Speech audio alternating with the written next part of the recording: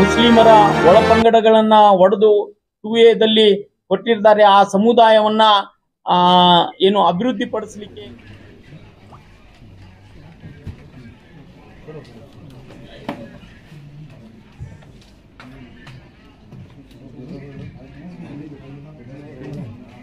हमारा मकसद जो है जो माइनॉरिटीज़ के लिए जो 4% रिजर्वेशन था उस रिजर्वेशन को बीजेपी ಒಂದು ಮನವಿಯನ್ನ ಕೊಟ್ಟಿದ್ದೇವೆ. ಅದರಲ್ಲಿ 2B ಮೀಸಲಾತಿ ಯಥಾಸ್ಥಿತಿ ಮುಂದುವರಿಬೇಕು ಮತ್ತು ಇರ್ತಕ್ಕಂತ 4% ಮೀಸಲಾತಿಯನ್ನ 8%ಕ್ಕೆ ಹೆಚ್ಚಿಸಬೇಕು. ಜೊತೆಗೆ ಏನು OBCಯ 12% ಮೀಸಲಾತಿ ಲೋಕಲ್ ಬಾಡಿ ಇಲೆಕ್ಷನ್ಗೆ ಅನ್ವಯಿಸ್ತಾ ಇದೆ, ಆ ಅನ್ವಯಿಸಿರ್ತಕ್ಕಂತ 12% ಮೀಸಲಾತಿಯನ್ನ ಒಳ ಮೀಸಲಾತಿಯಾಗಿ ಒಡೆದು ಅಲ್ಲಿ ಇರ್ತಕ್ಕಂತ ಎಲ್ಲಾ ಜಾತಿಗಳಿಗೂ ಕೊಡ್ಲಿಕ್ಕೆ ಕಾನೂನಿನಲ್ಲಿ ತಿದ್ದುಪಡಿಯನ್ನ ಮಾಡಬೇಕು. ಅದರ ಜೊತೆಗೆ ಈ ನದಾಫ್ ಪಿಂಜಾರ್ ಅನ್ನುವಂತ ಏನು ಮುಸ್ಲಿಮರ ಒಳಪಂಗಡಗಳನ್ನ ಒಡೆದು 2A ಕೊಟ್ಟಿದ್ದಾರೆ, ಆ ಸಮುದಾಯವನ್ನ ಏನು ಅಭಿವೃದ್ಧಿ ಪಡಿಸಲಿಕ್ಕೆ ಈ ಹಿಂದಿನ ಕೆಲವು ಸರ್ಕಾರಗಳು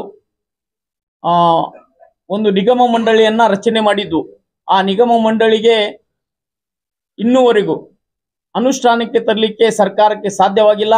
ತಕ್ಷಣವೇ ಆ ಒಂದು ನಿಗಮಕ್ಕೆ ಸರ್ಕಾರ ಅನುದಾನವನ್ನು ಕೊಡಬೇಕು, ಅದಕ್ಕೆ ಒಂದು ಅಧ್ಯಕ್ಷರನ್ನ ನೇಮಿಸಬೇಕು, ಸಮಿತಿಯನ್ನ ನೇಮಿಸಬೇಕು, ಆ ಮೂಲಕ ಅನುಷ್ಠಾನಕ್ಕೆ ತರಬೇಕು ಅನ್ನುವಂತ ಒಂದು ಒತ್ತಾಯ ಇವತ್ತು ಕರ್ನಾಟಕ ಮುಸ್ಲಿಂ ಯೂನಿಟಿ ಮಾಡಿದೆ. ಇದರ ಜೊತೆಗೆ ಏನು ಕರ್ನಾಟಕದಲ್ಲಿ ದಲಿತ ಕಾಂಟ್ರಾಕ್ಟರ್ಗಳಿಗೆ ಯಾವ ರೀತಿಯಾಗಿ 1 ಕೋಟಿಯವರೆಗಿನ ಕಾಮಗಾರಿಯನ್ನ ಕೊಡಮಾಡಲಾಗ್ತಾ ಇದೆ, ಆ ಒಂದು ರೀತಿಯ ಕಾಮಗಾರಿಯನ್ನ ಮುಸ್ಲಿಂ ಕಾಂಟ್ರಾಕ್ಟರ್ಸ್ ಲೈಸೆನ್ಸ್ ಇರುವಂತ ಕಾಂಟ್ರಾಕ್ಟರ್ಗಳಿಗೂ ನೀಡಬೇಕು ಅನ್ನುವಂತ ಹಕ್ಕೊತ್ತಾಯ ಮಾಡಿರುವಂತ ಮನವಿ ನಾವು ಕರ್ನಾಟಕ ರಾಜ್ಯದ ಅಲ್ಪಸಂಖ್ಯಾತ ಆಯೋಗದ ಮುಖಾಂತರ ಮಾನ್ಯ ಮುಖ್ಯಮಂತ್ರಿಗಳಿಗೆ ಕೊಡಮಾಡಿದ್ದೇವೆ. ಇನ್ನ ಸರ್ಕಾರದ ಪ್ರತಿಕ್ರಿಯೆ ಯಾವ ರೀತಿಯಾಗಿ ಬರ್ತದ ಅನ್ನುವಂಥದ್ದನ್ನ ಕಾಯ್ತಾ ಇದ್ದೇವೆ. ಈ ಸಭೆಯನ್ನ ಕರೆಯುವಂತ ಉದ್ದೇಶ ಅದೇ ಆಗಿತ್ತು. ನಾವು ಬಿಜಾಪುರದಿಂದ ಬೆಂಗಳೂರಿಗೆ ಏನು ವಾಹನಗಳ ರ್ಯಾಲಿ ಮಾಡುವುದರ ಮುಖಾಂತರ ಇಲ್ಲಿ ತಲುಪಿ ಒತ್ತಾಯ ಮಾಡಬೇಕು ಅನ್ನುವಂತ ಒಂದು ನಿರ್ಧಾರ ಮಾಡಿದ್ವಿ. ನಮ್ಮೆಲ್ಲ ಹಿರಿಯರು ನಮಗೆ ಸಲಹೆ ಕೊಟ್ಟು ಒಮ್ಮೆ ನಾವು ಆ ಹೋರಾಟಕ್ಕೆ ಇಳಿಯೋದು ಬೇಡ, ಸರ್ಕಾರಕ್ಕೆ ಗಡುವು ಕೊಡೋಣ, ಒಂದು ಗಡುವು ಕೊಟ್ಟ ನಂತರ ಅವರ ಪ್ರತಿಕ್ರಿಯೆ ಯಾವ ರೀತಿಯಾಗಿ ಇರ್ತದ, ಮುಸ್ಲಿಮರ ಜೊತೆ ಅವರ ವರ್ತನೆ ಯಾವ ರೀತಿಯಾಗಿ ಇರ್ತದ ಅನ್ನುವಂಥದ್ದನ್ನ ನೋಡೋಣ.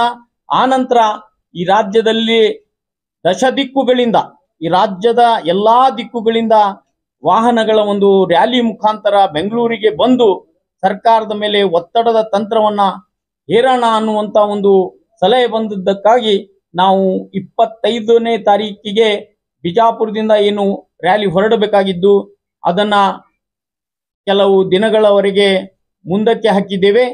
ನಮ್ಮ ನಿರ್ಧಾರ ಸರ್ಕಾರಕ್ಕೆ ಕೊಟ್ಟು ಕಳಿಸಿದ್ದೇವೆ. ಸರ್ಕಾರ ಯಾವ ತೀರ್ಮಾನವನ್ನ ಅಥವಾ ಯಾವ ನಿರ್ಧಾರವನ್ನ ಪ್ರಕಟಿಸುತ್ತದೆ ಅನ್ನುವಂಥದ್ದು ಕಾದು ನೋಡಿ ಮುಂದಿನ ಒಂದು ನಡೆಯನ್ನ ಕರ್ನಾಟಕ ಮುಸ್ಲಿಂ ಯೂನಿಟಿ ತೆಗೆದುಕೊಳ್ಳುತ್ತೆ.